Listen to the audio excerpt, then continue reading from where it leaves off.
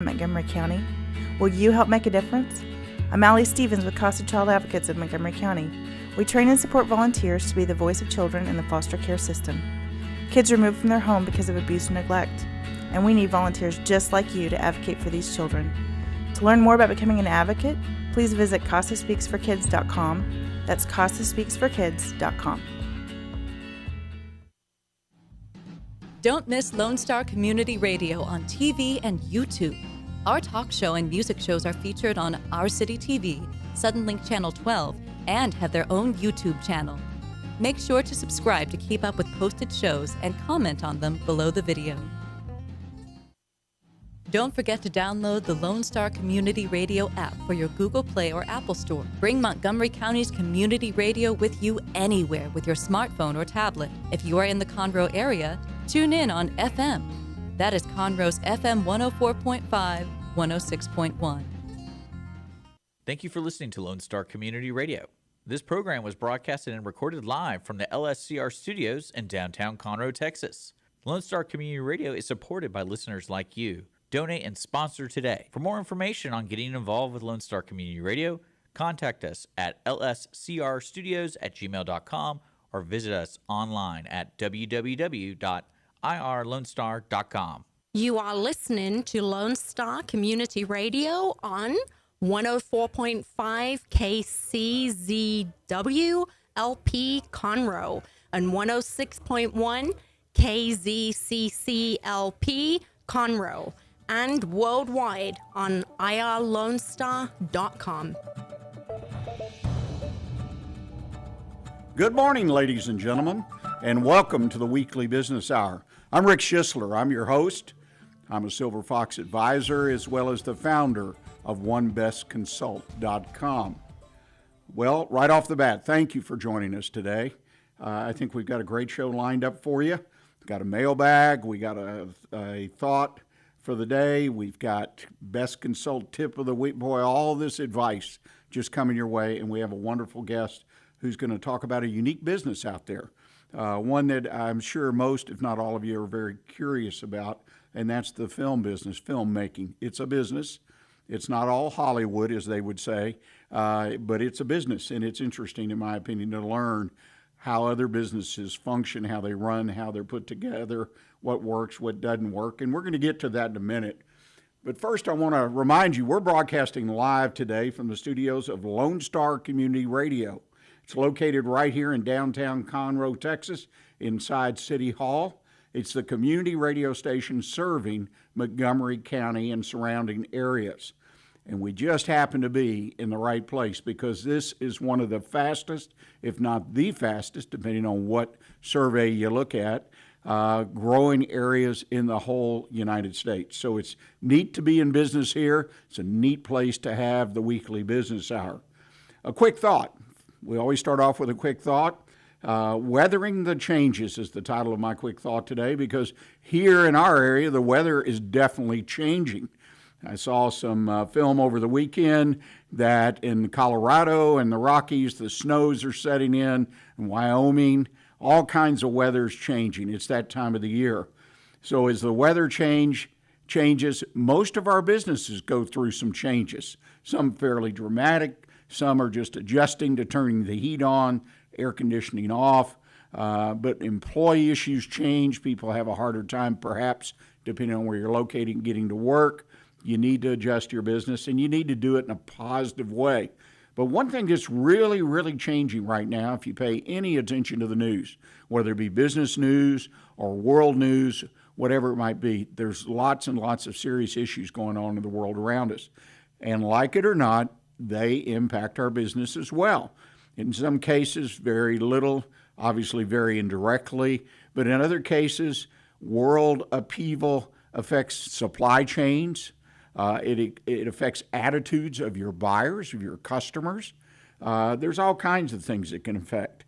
And on the other side of what's affecting us right now, the holidays.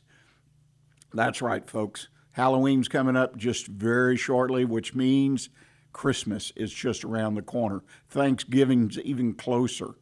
And all the businesses I've ever known about, business owners I've talked to, holidays impact their business one way or another, whether it's time off for employees, whether they're a business that's seasonal and really depends on this time of year for their business and its profitability, etc.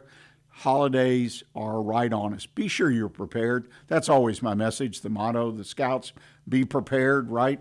I was a Boy Scout, as millions of others, but you need to be prepared. Take a look. Stop for a moment and look at the holidays and make sure your business is prepared, because a little preparation, right, can make all the difference in how your business functions, how your revenues work, and most importantly, your profitability. So be prepared for the change in the weather. Be prepared for the holidays. And oh yes, keep an eye or an ear to the TV, radio, streaming, and what's going on in the rest of the world.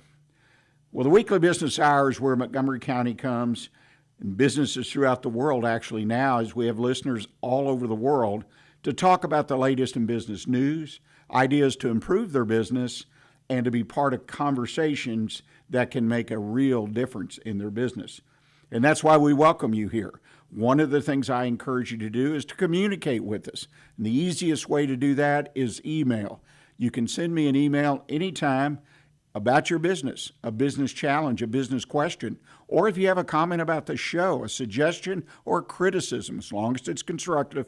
I love to get them, and I respond to them. And in fact, if you drop us a business challenge, a business question, oftentimes those end up in the air like the one I'm going to be talking about later today. So please send me your emails. Very simple address, Rick, R-I-C-K, at irlonestar.com. That's Rick at irlonestar.com. Also want to remind you that the show is being broadcast live on Facebook and YouTube. So if you want to watch, because we have cameras in the studio, we do a video version, just go to Facebook or YouTube, look up the Weekly Business Hour page, and you can click on it, and you can watch as well as listen to our production today.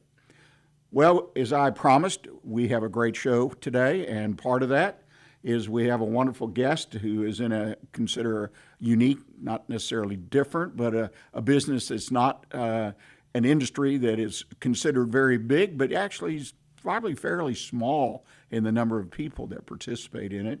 But we have Chad Garrett in the studios today. He is the founder of Forerunner Productions.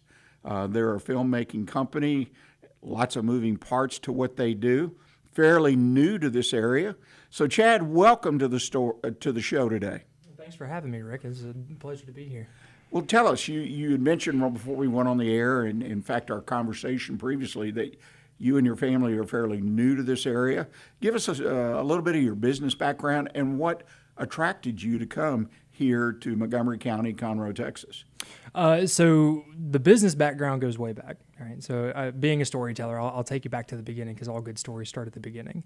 My first business venture that I ever got into, I was living in West Virginia, because it's where all my family's from. And I started an apple pie making business with my mother. And my grandfather supplied the apples for me at no cost. And I went around knocking door to door, taking orders. And then I would go home and Mom would help me, and we would make the apple pies and bake them, and then I would have to go out and I would have to make my deliveries. And that was my first taste of an entrepreneurial endeavor. And I was about 8 years old when that happened. It turns out that was also the time where I discovered stories and storytelling. So both of my major passions, storytelling and this desire for business and entrepreneurialism, started at this time where I was 8 years old. So ladies and gentlemen, if you have an 8-year-old, know that the things that are going to be foundational in their life are starting right now. After that, I got away from doing entrepreneurial type things. I was a big football player in high school, but I also got involved in hunting. And so one of the things that I would do is at the end of my hunts, I would make beef jerky, and I would take that jerky to school, and I would sell it under the table, $20 for like a little sandwich snack baggy type thing. And the guys that we were around, because we had a whole bunch of, we lived at that point in time in Charlotte, North Carolina, right on the edge of where the big city kind of meets the rural areas. And so you had this mix of people that like wanted to be more country lifestyle and wanted to be in the hunting type of thing, but they were too close to the city to do that. And they were, cross-pollinating between the people that went out and did the country lifestyle hunting and fishing and stuff like that with the city slicker lifestyle. So it was a very unique place to kind of grow up at that point in time, because this is right whenever Charlotte really started to explode. And so it made a great supply and demand market, right? Because you had a bunch of people from the city that never thought that they would have the opportunity to taste something like deer jerky, but they hear about it all the time from the country folk. And here I am that I have the opportunities to supply. So that was one of my first lessons in supply and demand. At the same time, I'm also not just playing football, but I'm also involved in theater. So continuing to do the storytelling, continuing to do the live performance aspect of things. I had an opportunity my senior year to direct. I started off as the assistant director, the student assistant director for the advanced theater classes spring show called The 11th, for anybody that's familiar with anything like that.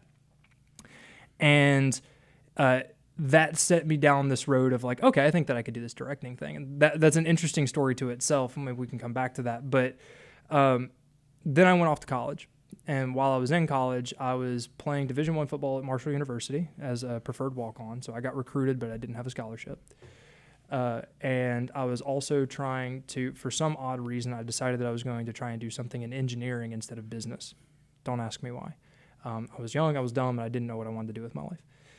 And between doing football and being interested in the theater stuff, and so also trying to go to all the theater productions that I could possibly find my way to, and the entrepreneurial side of things, which I was doing as DJing, because I, being young and dumb, I loved the party scene. But I didn't like to be out of control. So the alcohol, the drinking, and that type of stuff, that wasn't for me. I wanted to control the party, and I wanted to figure out a way to make a buck off of it, because once again, I saw supply and demand. People needed someone to run these parties. Sure, anyone can grab a phone and plug their phone into their iPhone into a speaker and play music, but it's different whenever you have someone who's there with the intention to read the room and understand the energy of the people that are there and what they want to listen to and how you want the party to go. So I took that as an opportunity, and I was making a couple dollars there DJing for the fraternities, and I was trying to get into a couple of the bars at the time that were there. And ultimately it led to me getting like a 1.8 GPA. At this particular point in time, my mother also got a raise. So my 1.8 GPA and my mother's raise culminated in the government's accounting firms to say, you don't have the grades to get your student loans anymore. So without the student loans, that was going to put a huge burden on my parents. And so the summer after my freshman year in college, I was like, I'm not going back. And so I didn't, and I got a job working in construction. And then construction, I was around a whole bunch of sweaty dudes all the time, and I needed some estrogen in my life. So I started ballroom dancing as a hobby to try and get around some women, because all the girls that I knew were off in college somewhere, and I didn't want like the bar party scene, because I wasn't going to find what I was looking for there. So I wanted something that was upscale, that was classy, that got me around women. Young single guy, imagine that. That led me to my first real business opportunity, which was I got offered a job at the ballroom dance studio, made friends with the franchisor and the spokeslady of the company, which was his wife, and they recognized some potential in me and recognized my entrepreneurial spirit. And at the time, that's all I wanted to do. I was satisfying the performance side of myself. I was satisfying the entrepreneurial side of myself. And so there was an opportunity for a minority ownership in a studio that had just started in Buford, Georgia. This is just north of Atlanta. That I went and that I was offered and I took. And so my first time being an owner in anything business-wise was as a ballroom dance owner and instructor, owner and operator, minority owner and operator in a little place called Planet Ballroom in downtown historic Buford. So you got into the dance business, if you will, and in the minute or two that we have left in this segment, how did that bring you to, if we can fast forward, to here to Conroe, to Montgomery County, looking for something quite different, a ballroom dancing business? That led to bankruptcy, which led to the military, which led me to podcasting, and then podcasting took me to the film industry. And then the film industry got me a job out here where I was the lead in a feature-length movie called Parallel the Triad. It was produced and directed by a gentleman by the name of Jason Alleman out of Magnolia. He's also an entrepreneur himself, really just extremely passionate individual about what he does. I got to be the lead in his feature film that's coming out relatively soon. We've got posters and stuff like that now, which are coming out, and they all look really cool. And that opportunity, I got out here, and my wife and I knew that we liked Texas because I had been out here for a couple of other opportunities in the film industry to do movies and internships, etc. After my time in the military, we had talked about coming out to Texas, and so we viewed my job out here and the connections we built around that movie as the opportunity that God was providing for us to say, okay, time to stop living with mom and dad. It's time to go make your own thing and be your own thing. And so that's how we ended up getting moved out here. You know, that's a wonderful story for those who are listening. I'm sure others have experienced that kind of turn and bend and over the hill, under the hill, whatever, and you finally end up where hopefully you're supposed to be and doing something you're very passionate about. Well, ladies and gentlemen, we're absolutely right at our first break. We're going to go to a commercial break, and when we come back, we're going to talk with our guest, Chad, about filmmaking as a business. What is the business of filmmaking? Because it's kind of what happens off stage or off screen that we don't know about as people who view films. What goes on to make it a business where folks can actually make money besides those overpaid actors, right? So please stay with us, and we'll be right back with you.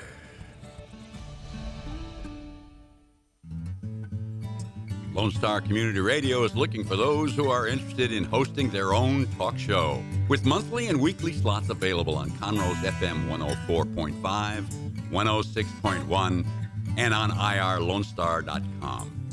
Start your own podcast, create your first YouTube channel, and be on TV.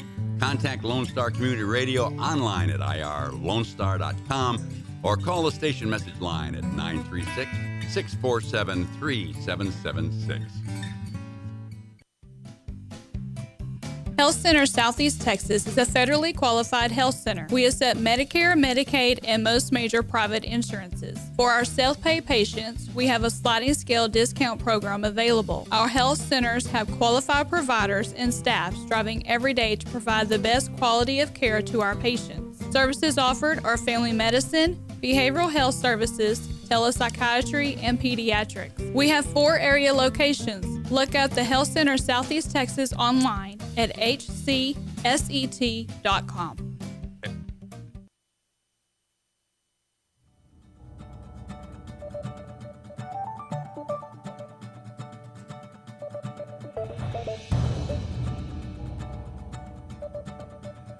Welcome back, ladies and gentlemen. You're listening to the Weekly Business Hour, and we're here having a conversation today with Chad Garrett. Chad is the founder of Forerunner Productions.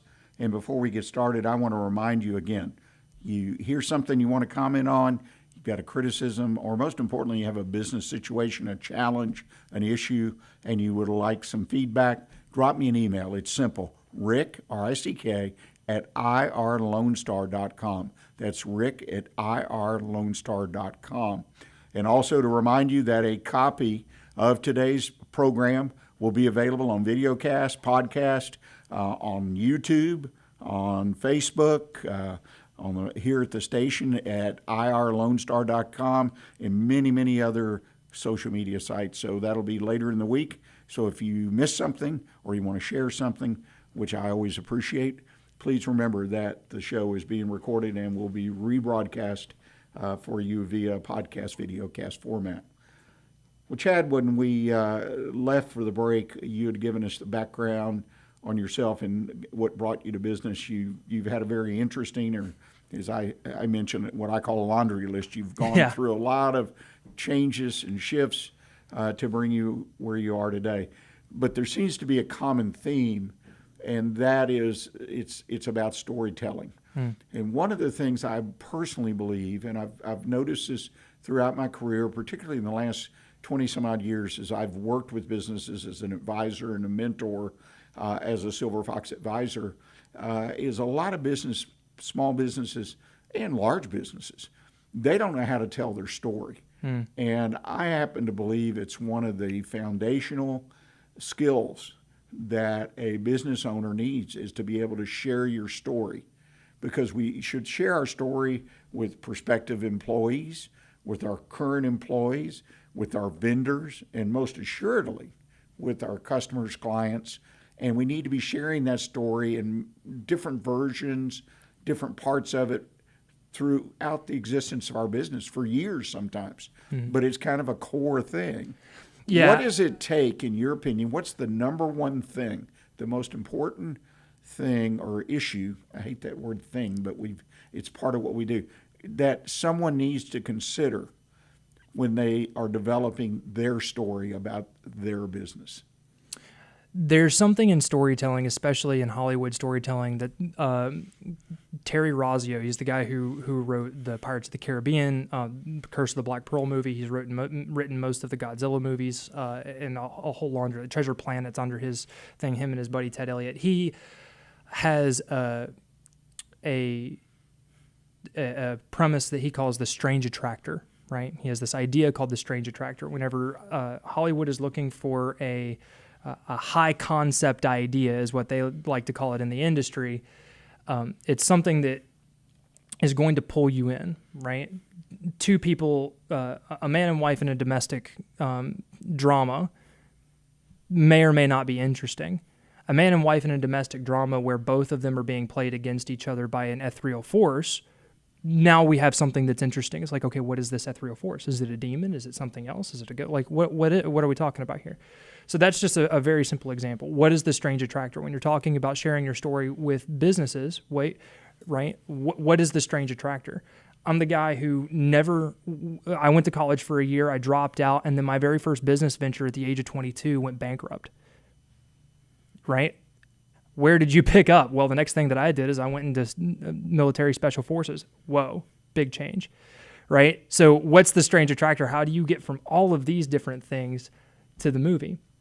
And then the next thing that I would say from a perspective of getting your employees and your audience on board with your company, however that might be, with your company story, is find the core thematic values that point back to what it is that you are doing. You got into business for a reason. You are making a product for a reason. For instance, I got into making movies because I feel like Hollywood has atrophied. They're telling these hollowed out pseudo stories that use gimmicks rather than actual storytelling. There's a big difference, in my opinion, between Casablanca, a story that tells something true about the internal core of who humans are, versus Avengers Endgame. It was a spectacle. It was a thrill ride. It had some cool payoffs. Ultimately, it wasn't anything unique. But let's talk about your situation, for an example. Okay, I'm a business owner. I'll just do a scenario here. I've been a plumber for 15 years. I know all about plumbing, commercial. I can install as well as service. Okay, do both, which sometimes people can only do one or the other or have an expertise. And so I'm going to put a business together, and I'm going to focus on service, because I believe trying to do everything for everybody is a sure recipe for, if nothing else, heartburn, but perhaps typically disaster. So I am you, meaning your background. So my story is, my first business was when I was 8 years old. I sold apple pies. We produced them, we sold them. Good story, you know. And then we fast forward to when you owned a dance studio, and then the bankruptcy. And how do you weave that into being someone who's sitting here with 15 years of experience, and I'm going to start my own business, so I want a short 3-4 sentence story that conveys to people, okay, my business, what it's about, what I'm about. There, the assignment's done. I believe that everything, I'm stepping into the storyteller's spot now. So I'm going to pitch this to you as if you were a client.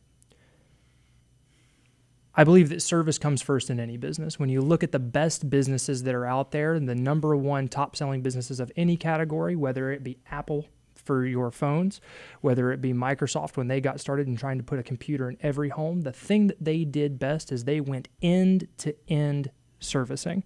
Their customer service was number one. And that's something that I've practiced my entire life. Whenever I was starting Apple Pies, whenever we were doing it, when I was 8 years old, I took the orders, I made the pies myself, and I delivered them to your door. You knew that I was the one servicing you from one end to the other.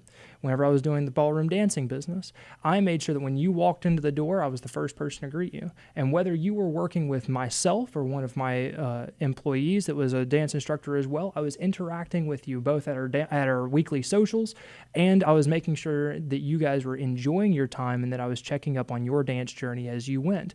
When I was in the military, I did special operations training for about a year, and then I went into IT, which was once again from the time that you installed the computer to all of the processes that happened while you were using it, any software updates that needed to happen or networking issues, I was the guy that you came to.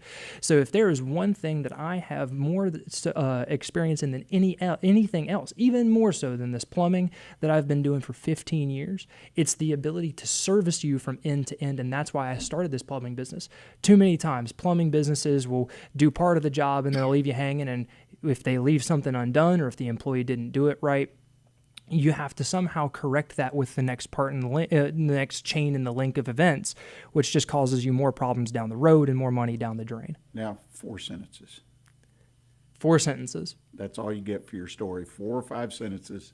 Reduce it to writing. It's not an elevator pitch, but it's 4 sentences.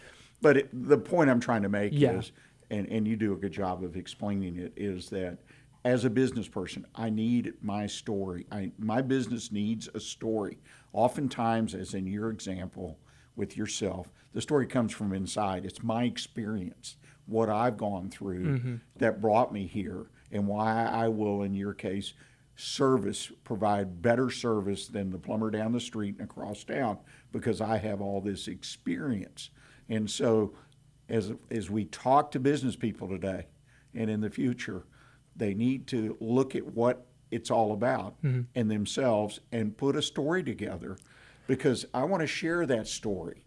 And what's most important about sharing a story is it gets retold. Yeah, that and so my employees retell it, my customers retell it, my vendors retell it. You see where I'm going with that? Of course. And here's something else that I would bring up is whenever you're trying to craft your story,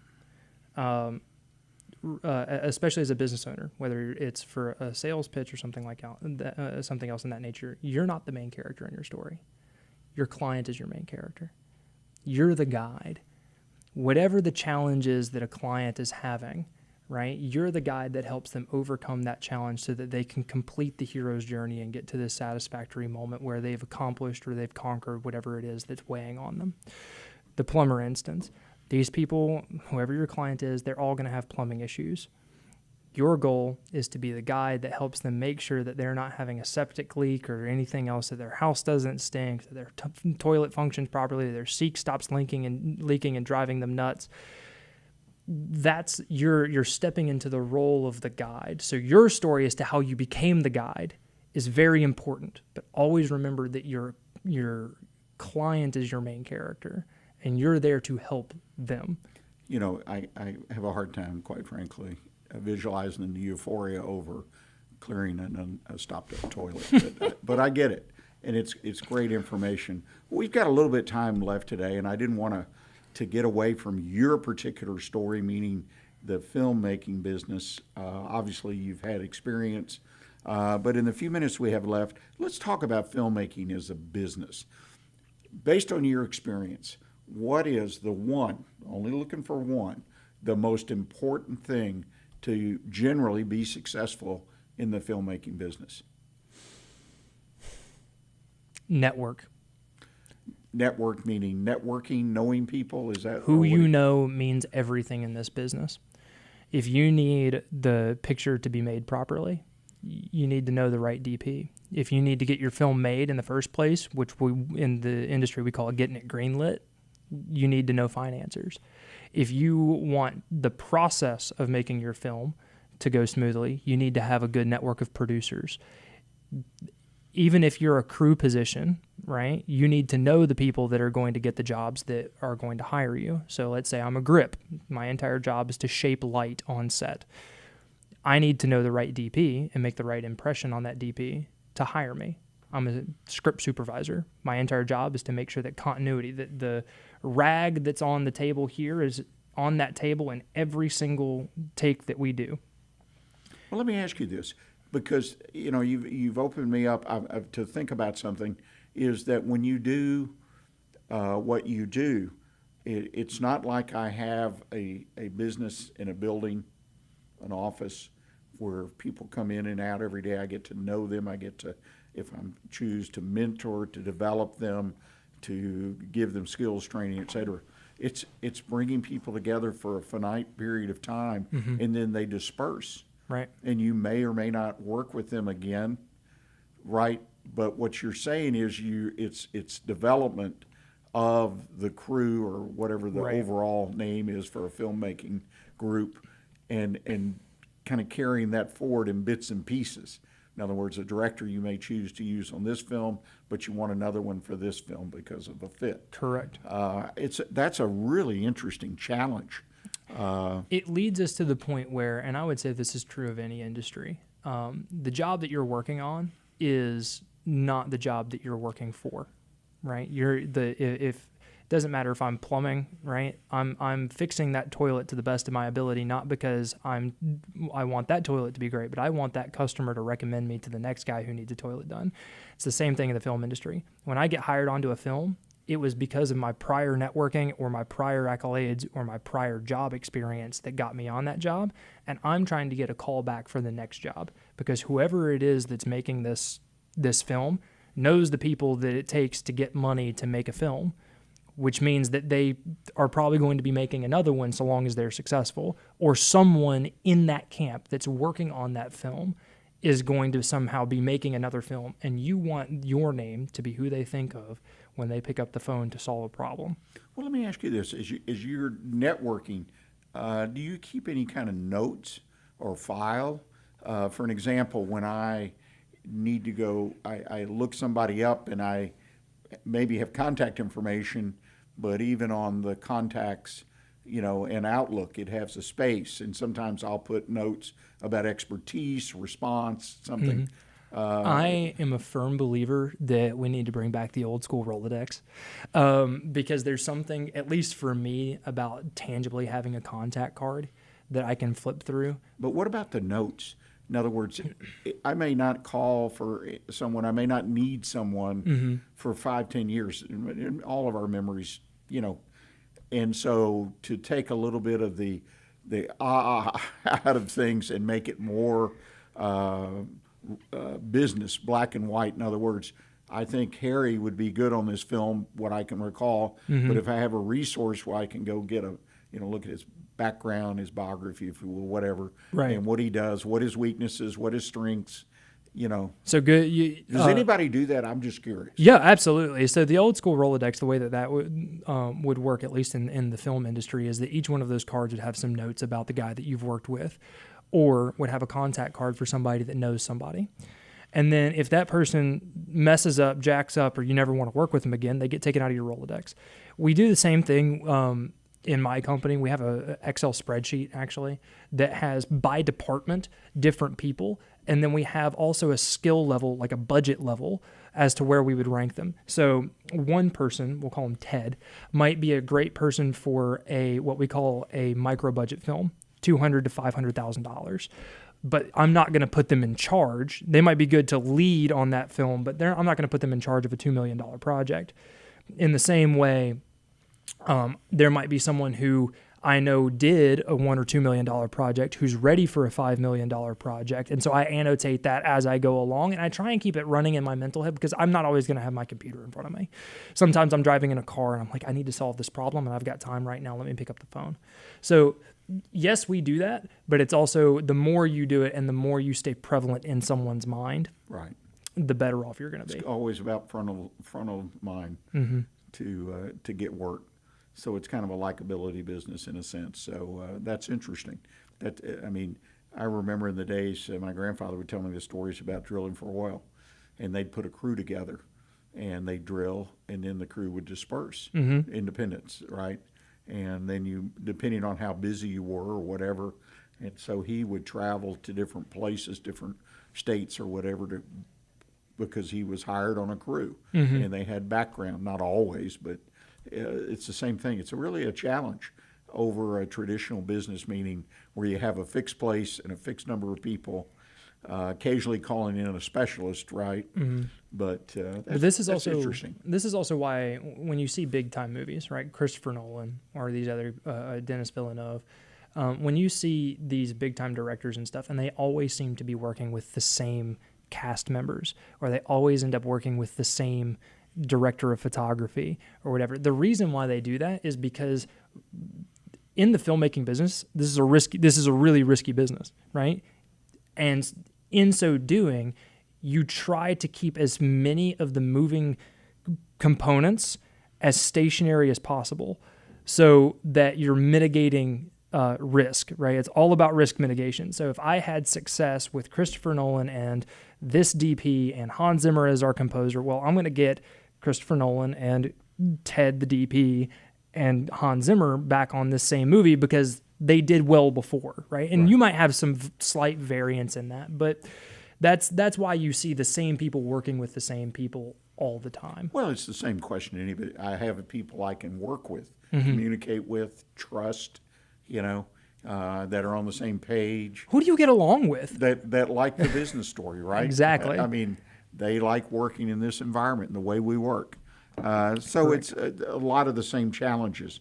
I understand as we're about out of time today, you've got a film that you're going to be producing in the area in the spring. Is that correct? That we are aiming for the spring right now. That is correct. It is called Blue Side of the Mountain. So Forerunner Productions is in the process of moving from being a Virginia LLC to being a Texas LLC.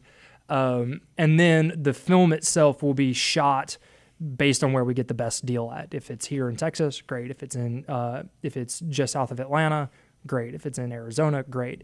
But the production company, and so the people that we employ more or less full time, are going to be located here in Texas as we go. And that's the film itself is the story of Jacob wrestling with God, retold as an 1850s Appalachia period piece. So you're talking bluegrass music, even though I know bluegrass didn't come around to like the 1920s or whatever. You got bluegrass music in there to bring home that nice feel. You have this story of reconciliation between two brothers, and in a time period where it seems like everyone in our society is so polarized. How do we reconcile? I think it's just a really important story, and it is a true story. It is a story that talks about truth, and I'm not talking about true as in like it's something that happened.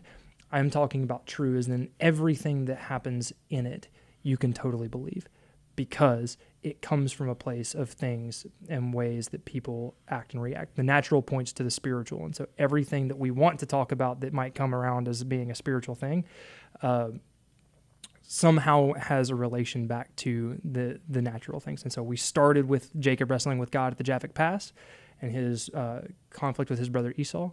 And then we adapted that and we said, what if this were to happen in 1850? And so that's a really fantastic project. And we are in the process of looking for investors right now. So that'll be a very interesting process. Network. So you're doing the whole thing from soup to nuts. That's wonderful. Yep.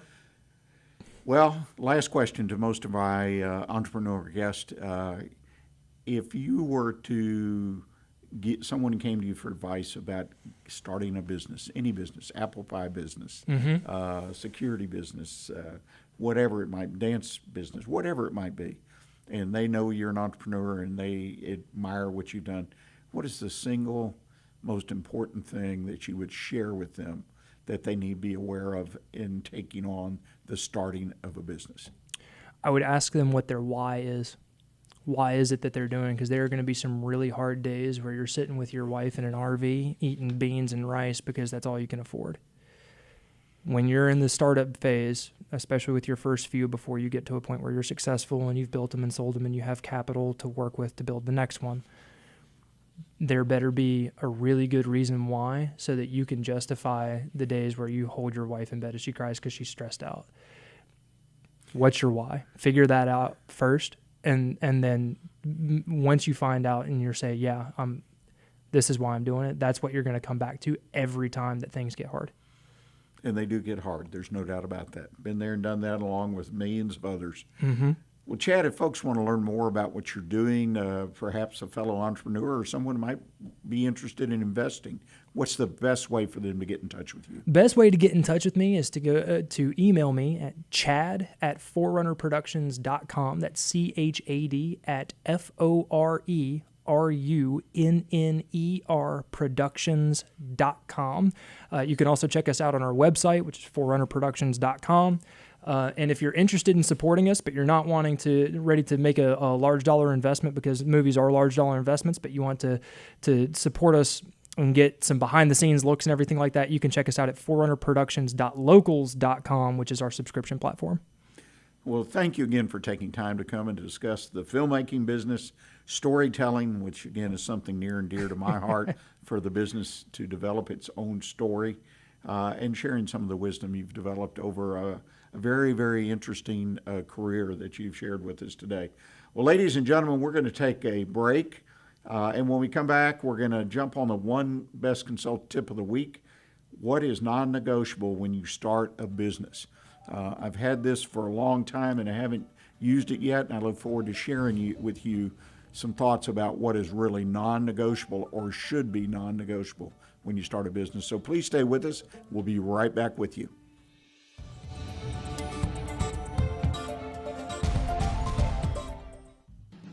Lone Star Community Radio is looking for those who are interested in hosting their own talk show, with monthly and weekly slots available on Conroe's FM 104.5 and 106.1 and on irlonestar.com. Start your own podcast, create your first YouTube channel, and be on TV. Contact Lone Star Community Radio online at irlonestar.com or call the station message line at 936-647-3776. Hey y'all, it's DJ Mike from Dance Time in Texas. Join me Monday through Friday at 8 a.m. as I count down the top 10 Texas Red Dirt songs that are packing the dance floor. I'll be featuring local artists and the story behind the hits, shows in the area, as well as new songs that make you want to dance. It's Dance Time in Texas with DJ Mike on Lone Star Community Radio, 104.5 KCZW and 106.1 KZCC, Conroe, Texas, or online, irlonestar.com. An estimated 1 in 10 births will result in a neonatal intensive care stay, also known as the NICU. Overnight, a family can find themselves and their newborn baby in a critical situation. The Mila Foundation financially and spiritually assists families in need. If you would like to volunteer or become a monthly sponsor, please visit us at www.themilafoundation.org. Again, that's www.themilafoundation.org, because every life matters. Lone Star Community Radio is looking for those who are interested in hosting their own talk show, with monthly and weekly slots available on Conroe's FM 104.5, 106.1, and on irlonestar.com. Start your own podcast, create your first YouTube channel, and be on TV. Contact Lone Star Community Radio online at irlonestar.com or call the message line at 936-647-3776 to take your first step into the radio world. Listen in Mondays at noon to hear Conroe news from local nonprofits, businesses, upcoming events, Conroe Park events, news stories, and information that matters to you with your host, Margie Taylor of Taylorized PR. For more information about being a guest, visit irlonestar.com/Conroe Culture. Path to the Plate is a research-based education program that helps consumers understand how their food choices impact their health by making the connection to agriculture. Learning about how food is grown and produced, and how consumers can make better food choices for themselves and their families, Path to the Plate is all about dispelling myths and misconceptions. Find out more online at pathtotheplate.com. tamu.edu. We are Texas A&M AgriLife Extension, helping Texans make their lives better. Welcome back, ladies and gentlemen. You're listening to the Weekly Business Hour.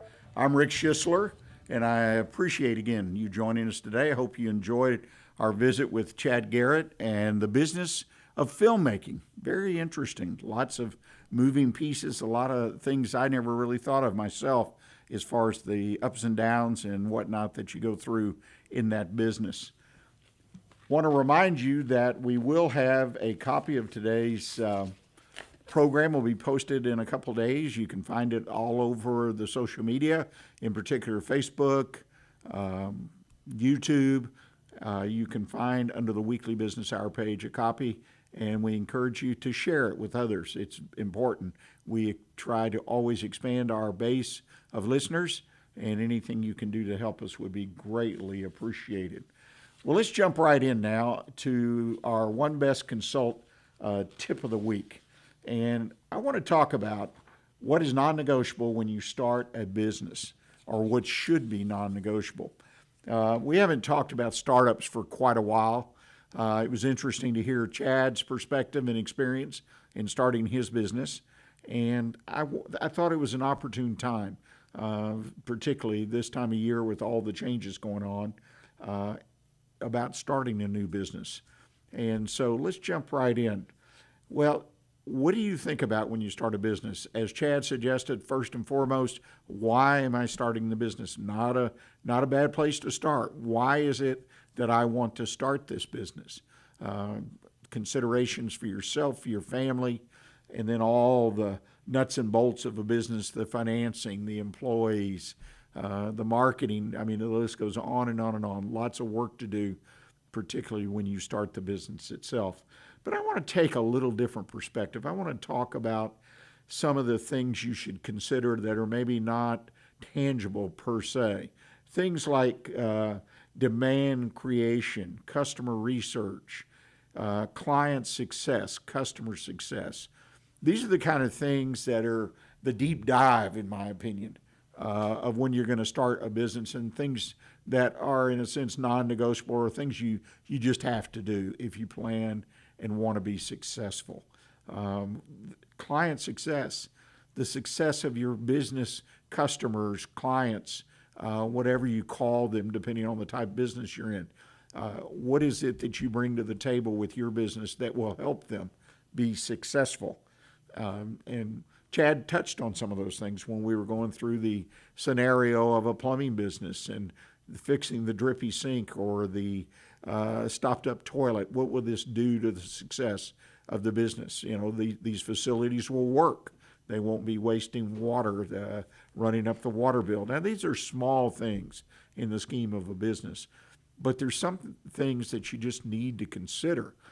Some things are more dramatic, such as when they started Facebook. You know, well, we're going to help people expand their business, a new marketing approach. And, you know, it's all dramatic, and those are the things that typically draw our attention. But there's a lot of small things that a particular business in certain industries can do that are very important to the success of a business. Well, consider what you do and what you can offer in your business that will help your clients be successful. I think that's very, very important. I think a second thing that's real important is when you start, don't necessarily slow down. Keep moving forward. Now that sounds okay. I get that, right? But sometimes people hesitate when they start a business, and they more or less stop. Some people freeze up, and I'm not really talking about that. I'm talking about each and every day to work on your business, to keep it moving, stay consistent, have some discipline, keep that business working. It's very, very important that you have the work ethic that will support your business. I'm not necessarily talking about a lifestyle business, which are fine. And I know people who have been very successful. They run a business because it fits the lifestyle that they want to have for themselves and their family. They only have so many hours in a day, and they're going to gives certain portion of those to the business and then the other to their lifestyle. They want to make enough money. They want to create enough value in their business to get there. But most of us, we go into a business, we got our head down, we want to crank on it, we want to push it, we want to do the things that are necessary to grow it bigger and beyond where we were yesterday, today, and tomorrow even bigger. So it's very, very important that you have a work ethic that does match where you want to go with the business and why you started the business. You're the leader of the business.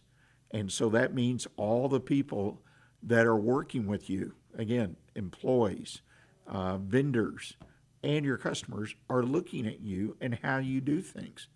And if you come in late and go home early and it's noticed, it hurts your effort to build that business. You have to have the passion and willingness to do what it takes to get your business down the road and grow and serve your clients, attract the people to work for you if you have employees, and so on and so forth. Your reputation is really everything about it, and you can't negotiate that. You need to develop a reputation as someone who is successful, someone who works hard, someone who listens well, and that list goes on and on. But don't forget about your reputation. It should be non-negotiable, not only for yourself and your family, but for your business. You will develop what I call a business reputation. What is your business reputation going to be? What is it convey to people? Very important to consider that. Also, on the black and white side of things, be sure you have the money. 12, 18 months minimum before you're going to make any money, that you're going to have a positive cash flow. And some people, it's 2 or 3 years. Some, it's even longer. But be sure when you develop your plan and you project your finances that you recognize this is a fact. Don't stretch reality to the point where it pops and you're caught, such as we just heard with Chad, a bankruptcy, right? Many times those bankruptcies come about simply because people didn't plan. Yes, there are other reasons a bankruptcy can come along, but a lot of times it's just poor planning. It's being overly excited about a business and overextending exactly where the business can be and go. Also remember, always try to be agile and responsive to anything that comes to you from your customers. Always be aware of their requirements. Now, again, I'm kind of getting carried away with this, and I don't want to do it because to be effective, this is what you have to do. You have to feel comfortable to be agile, to be able to adjust. And I'm not talking about going into a different business than what you started out. I'm talking about the customers and the clients you chose to pursue. Their requirements, their needs are going to change. Many times it's very subtle, but in today's world with all the technologies and things, sometimes they change, they turn on a dime. Be sure you're watching, be sure you're listening. Keep your head up. Don't get in the back and produce the product or fill the box and ship the product and not be aware of what's happening with your customers. Another area that I think is so important to me is non-negotiable, and that is to be aware of your capacity and capabilities as it pertains to people, and I've talked about that before, as your processes and your products or services as they may be. Be aware of what you can produce, what you can deliver on time as promised, and be aware of what your capabilities are today, where they need to go, where they need to grow, if that's a fact that you want to grow the business. So be aware of these kind of things. Don't get caught short in this area. I personally don't think this is rocket science, but it takes time, particularly the people. The capacity and capability of your people takes some dedicated time to know what your people can do, what they're capable of, in addition to many other things such as what is it they want to do? How far do they want to grow within your business? There's all kinds of detail. I'm just hitting the high spots and trying to give you something to think about. building relationships. I was in a nonprofit business roundtable last week, and that's what we were talking about primarily. You can build a relationship, and part of that is servicing the relationship, maintaining it, keeping it active. These are the kind of relationships you want with clients, customers, vendors, and your employees. You want to build strengthen the bonds that make up that relationship, and that takes work too. Well, if you're exhausted, I'm almost exhausted thinking about all these factors, but there are things you should consider and spend some time. And this is where a mentor comes in really handy. Everybody in their business should find a mentor. I've been a mentor for all my life, and in particularly the last 20-some years is a silver fox. And I like to think I help people consider what they need to do and make the choices they need to make to be successful. Well, thank you again to Chad Garrett with Forerunner Productions for joining us today. I appreciate his insights, and keep an eye for him if you are here in Montgomery County. I think we're going to see some great things come from his filmmaking efforts.